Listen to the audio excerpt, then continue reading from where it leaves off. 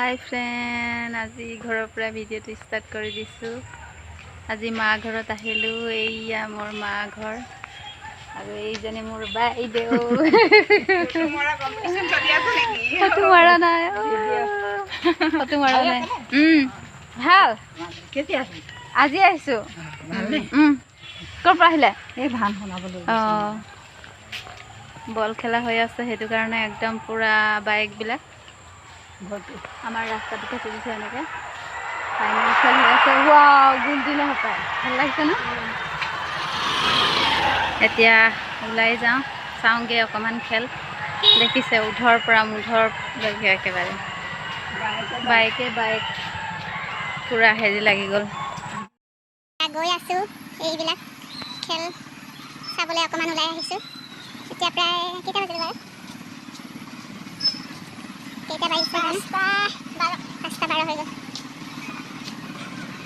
খেলটো চাবলৈ মই ওলোৱা নাই, নে এতিয়াহে ওলাইছোঁ।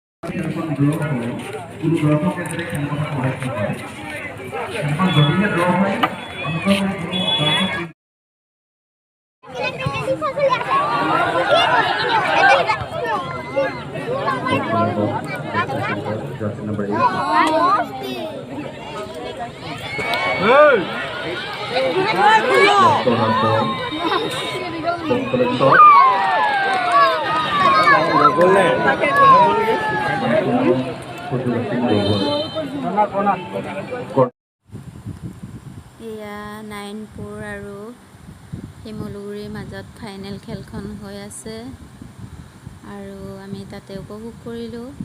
50 টকা লৈছে এজনৰ এটা টিকেটত। হ'লেও চাওক, গোটেই গাঁৱৰ মানুহ উঠি ভাগি আহিছে। মানুহ নধৰে মানে, গছে ঘৰৰ ৱালে চোৱালে বহিছে।